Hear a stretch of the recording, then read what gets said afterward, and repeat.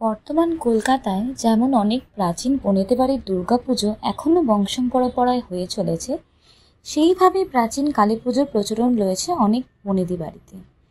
সেই রকমই একটি বনেদি বাড়ির 4 শতাব্দী বছর পুরনো পুজোয় আমরা হাজির হয়েছি, যেটি প্রামাণিক বাড়ির কালী পুজো নামে খ্যাত। এটির ঠিকানা হলো 37A Tarak Pramanik road, nearest metro station Girish park এবং সিমলা ব্যায়াম সমিতির কাছে।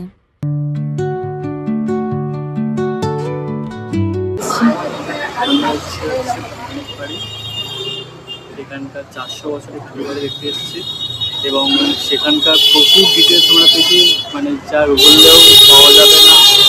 সেখানে একমাত্র বাড়ির লোকজন আমাদের সাথে কথা বলে একটা ছোটো বাইট নিয়ে ওনার থেকে জানতে পারলাম।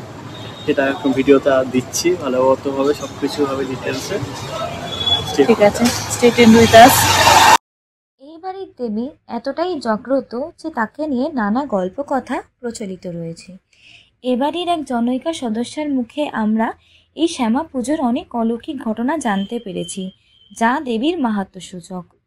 যেরকম বাড়ির সদস্যরা অনুভব করেন যে মা যেন নুপুর পরে ঘুরছেন বা মায়ের নুপুরের শব্দ শোনা যায়, এবং মা যেন সিঁড়ির ওপর দিয়ে উঠছেন এবং বাড়ির ওপর থেকে নিচের দালান অবধি মায়ের কেশরাশি ঝুলতে দেখা গেছে। আরেকটি বিশেষ অদ্ভুত ঘটনা, পুজোর আগের দিন মায়ের যে দালানে পুজো হয় সেই ঠাকুর দালানে কিছু তেঁতুল বীজের আবির্ভাব ঘটে, যেটি মায়ের পায়ে অঙ্কিত থাকতে দেখা যায়। বাড়ির সদস্যরা মনে করেন যে এই তেঁতুল বীজে যেন মায়ের আগমন বার্তা দিচ্ছে, অর্থাৎ মা আসছেন এই বাড়িতে। তাছাড়াও এই বাড়ির বিশেষ কিছু রীতিনীতি আছে পুজোর। এই বাড়িতে প্রধানত তন্ত্র মতে পূজা হয়। হে মা কালী, হে মা বিশ্বজননী, তোমার শরণাগত ভক্তের প্রতি তোমার আশিস প্রতিনিয়ত ভক্ত। শুনেনি এই বাড়ির এক সদস্যার কাছ থেকে দেবীর মাহাত্ম্যের কিছু অলৌকিক কথা। আর মানে আমাদের যে দাদু রয়েছে, এই দাদু না এনাদেরও আরো আগে 400 বছর, মানে অনেক আগে। কারণ আমরা এটা জানি যে আমরা তো এগুলো মানে শুনেছি আর কি, বা আমাদের সব লেখাও আছে, যেটা হচ্ছে ওই বর্ধমান থেকে এখানে এসেছিল আর কি। এরা বর্ধমান থেকে এসে তারপর এখানে আর কি বসতি স্থাপন করে। তারপরে মানে তখনই হয়তো পুজোটা আর কি শুরু হয়। এবার 400 বছর মানে বুঝতে পারছেন যে কত বছর, মানে আরো অনেক নিশ্চয়ই ঘটনা আছে যেগুলো আমরাও জানি না। এবার আমরা যতটা শুনেছি, তারপরে শুনেছি মানে মা নাকি ওপরে বসে, আমাদের দক্ষিণ ধর্ম মা নাকি ওপরে বসে মানে রোদের চুচু করতেন, চুলটা মানে ওপর থেকে নিচে এরকম। তারপর মানে অনেক মা যে মানে করে আর কি ঘুরে বেড়ান, আওয়াজটা এটা শুনেছি আমি গুগলে, এটাই পড়েছিলাম। আর আরেকটা হচ্ছে মানে মা আসার আগে, কালকে আমাদের মা এসছে, মা আসার আগে না মায়ের একটা মানে কামরা বিছে আছে,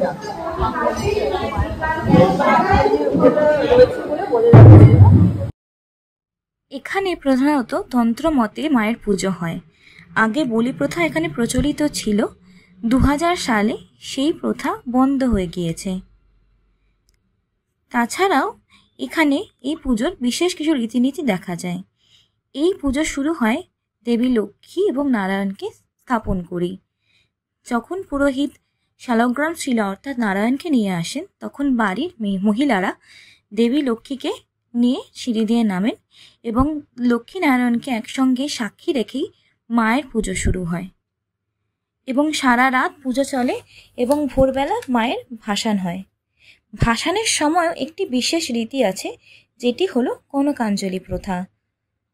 যেমন নববধূ বিদায়ের সময় তার পিতার হাতে চাল তুলে দিয়ে কনকাঞ্জলি করে চলে যায়, সেরকমই মা এখানে বাড়ির কর্তার হাতে চাল তুলে দিয়ে তার স্বামী মহাদেবের কাছে ফিরে যান। এই বাড়ির পুজোয় বাড়ির সকল সদস্যরাই অংশগ্রহণ করেন, ছোট অর্থাৎ ক্ষুদে সদস্যরাও এর থেকে বাদ থাকে না। তার কিছু ভিডিও আমি এখানে অ্যাড করে দিচ্ছি। পুজোর দিনে 108টি প্রদীপ জ্বালানো হয়। এখানকার একটি বিশেষ রীতি হলো দেবীকে প্রথমে ডাকের সাজে সাজিয়ে রাত গভীর হলে সোনার উপর গয়না দিয়ে সাজানো হয়। পরিবারের সদস্যরা সায়ান্নে সিদ্ধি গ্রহণ করেন। নৈবেদ্যের জন্য পুরোহিত প্রদান করেন কারণ বাড়ি। আমাদের এই ভিডিওটি ভালো লেগে থাকলে লাইক করুন, কমেন্ট করুন এবং শেয়ার করুন বন্ধুবান্ধব এবং পরিবারের সঙ্গে। এবং আরও অন্যান্য ভিডিও দেখার জন্য আমাদের এই ছোট্ট চ্যানেলটিকে সাবস্ক্রাইব করুন। এখানে আরও অনেক ভিডিও খুব শীঘ্রই আসতে চলেছে।